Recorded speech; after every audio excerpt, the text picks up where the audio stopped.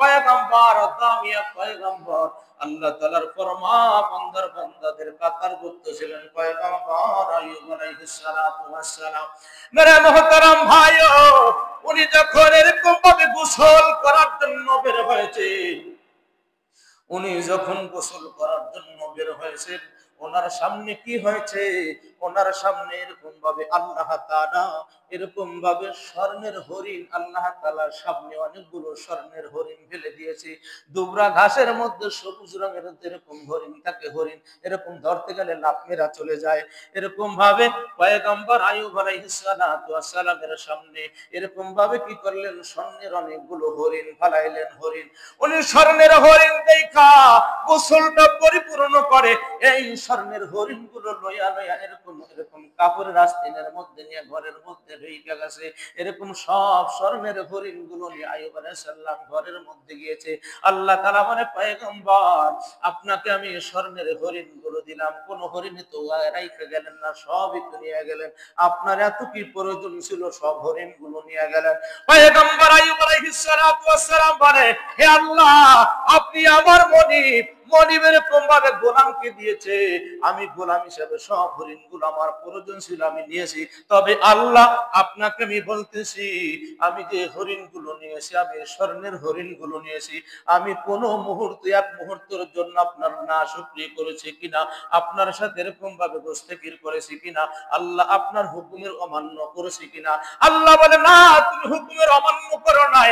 আল্লাহ 70 বছর পর্যন্ত রাজকীয় হালতের মধ্যে রাখার পর এরপরে আল্লাহ তাআলা তাকে পরীক্ষা করার জন্য এরকম আল্লাহ তাআলা কি করলেন? ওনাকে কুষ্ঠ রোগের মধ্যে ফেলে দিলেন। আল্লাহ তাআলা পয়গম্বর আইয়ুব আলাইহিস সালাতু ওয়াস সালামকে কুষ্ঠ রোগের মধ্যে ফেলে দিলেন। সমস্ত শরীরে এরকম ভাবে পোকামাকড়ে খেয়ে ফেললো। এরকম এক বর্ণনা তাফসীরের মধ্যে আসছে 12 বছর, আরেক বর্ণনা আসছে 18 বছর। এভাবে 12 বছর অথবা 18 বছর পর্যন্ত পয়গম্বর আইয়ুব আলাইহিস সালাতু ওয়াস সালামকে আল্লাহ তাআলা এরকম নিয়ামত দিয়ে পরীক্ষা করছে 70 বছর। এরপরে রোগের মধ্যে ফালাইয়া দেখিনি আমার বান্দা না শুকরি করে আমার হুকুমের থেকে দূরে সরে যায়। এভাবে 18 বছর যখন কুষ্ঠ রোগের মধ্যে আল্লাহ তাআলা ফেলে দিয়েছে, এরকম কঠিনকালের জন্য আল্লাহ তাআলাকে ভুলে নাই। ওনার স্ত্রী 4 স্ত্রী ছিল, বিবিরা চলে গেছে। হযরত রহিম আলাইহিস সালাতু ওয়াস সালাম ব্যতীত বাকি 3 স্ত্রী চলে গেছে, ছেলেমেয়েরা সবাই চলে গেছে, এলাকার থেকে তাড়াইয়া দিয়েছে। এরপরে যখন 18 বছর পর আল্লাহ তাআলা ওনাকে আবার পুনরায় এরকম ভাবে সুন্দর আগের মতো সুঠাম দেহ দান করলেন। দান করার পর আল্লাহ তাআলা পয়গম্বরকে বলতেছে, হে পয়গম্বর, আপনি নিয়ামতের মধ্যে ছিলেন, ধন দৌলতের মধ্যে ছিলেন 70 বছর, আর রোগে শোকের মধ্যে ছিলেন এরকম ভাবে 18 বছর। আমি আল্লাহ তাআলা ভালাইছি। এখন এই মুহূর্তে আইয়ুব আলাইহিস সালাতু ওয়াস সালাম বলে, হে আল্লাহ, আমি 18 বছর পর্যন্ত এরকম ভাবে বিমারির মধ্যে ছিলাম। আল্লাহ, আমার শরীরের মধ্যে চামড়া ছিল না, গোশত ছিল না। আল্লাহ, সব কিছু পোকামাকড়ে খেয়ে আল্লাহ আমার বডিটাকে কঙ্কাল বানিয়ে ফেলেছে। ও আল্লাহ, আমার বডিটাকে কঙ্কাল বানিয়ে ফেলছে। ও আল্লাহ, ও আল্লাহ, আমাকে 18 বছর রোগের মধ্যে ফেলা তোমার কি লাভ হয়েছে? আল্লাহ আমার একটু বলো। হায় আল্লাহ, 18 বছর পর্যন্ত আমাকে কুষ্ঠ রোগের মধ্যে ফেলাই দিলা, আল্লাহ তোমার কি লাভ হয়েছে? আল্লাহ তোমার কি ফায়দা হয়েছে আমাকে বলো। এই কথা বলার সাথে সাথে আল্লাহ তাআলা বলে, হে পয়গম্বর আইয়ুব, ভালো করে শোনো, ভালো করে শোনো। আমি আল্লাহ তাআলা তোমাকে 70 বছর নিয়ামতের মধ্যে, ধন দৌলতের মধ্যে ডুবাই রেখেছে। নবীও ছিল, তুমি কোনোদিন আমার হুকুমের মুখালাফ চলো নাই। হে পয়গম্বর, তবে এর মধ্যে তুমি আমার হুকুমের তামিল করেছো, হুকুম পুরা করেছো। এরপরে 18 বছর তুমি আমার হুকুম পুরা করেছো অসুস্থ থাকার মধ্যে।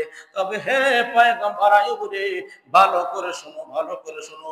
আমি আল্লাহ তাআলা তোমাকে একটা জিনিস বলতে চাই। ওই যে নিয়ামতের মধ্যে যে 70 বছর ছিল, 70 বছরের মধ্যে আমি আল্লাহ তাআলাকে যেমন ডাকাডাকি করেছো, আমি আল্লাহ তাআলা খুশি, আমি তোমার উপরে নারাজ না।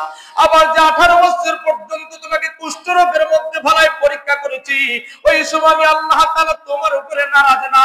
হে পয়গম্বর আইয়ুব রে, ওই যে 70 বছর আল্লাহ বলার ডাক আর 18 বছর কুষ্ঠ রোগের মধ্যে পইরা আল্লাহ বলার ডাক, হে পয়গম্বর আইয়ুব রে, এই পুরো 70 বছরের মধ্যে তুমি যতবার আমি আল্লাহ তাআলাকে আল্লাহ বলে ডাক দিয়েছো, এই সমস্ত আল্লাহ বলার ডাক যদি এক পাল্লায় দেওয়া হয়, আর কুষ্ঠ রোগের মধ্যে থাইকা তুমি একবার যখন আল্লাহ বলে ডাক দিয়েছো, ওই 70 বছরের ডাক যদি এক পাল্লায় দেওয়া হয়, আর বিপদের মুহূর্তে একবার আল্লাহ বলার ডাক আমি আল্লাহ তাআলার কাছে অনেক দামি।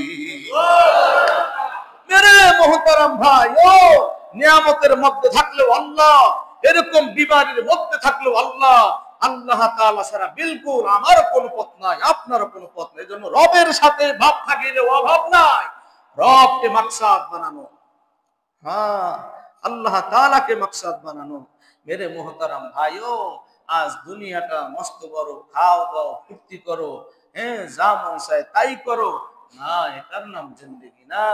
আপনার আমার জিন্দেগি বানাইতে হবে মেরে মুহতারাম ভাইও, হ্যাঁ কোরআন সুন্নাহ অনুযায়ী সকাল সন্ধ্যা দিন রাত আল্লাহ তাআলার হুকুমের পাবন চলতে হবে।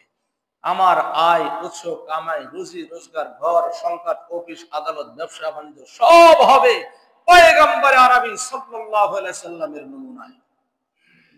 দুনিয়ার সবাই পাগল, কেউ হয়তোবা নারীর পাগল, কেউ গাড়ির পাগল, কেউ বাড়ির পাগল, কেউ সম্পদের পাগল, দুনিয়ার ক্ষমতার পাগল, মাল মুলুকের পাগল, দুনিয়ার সবাই হচ্ছে পাগলের গোষ্ঠী, পাগলের দল, তাই না?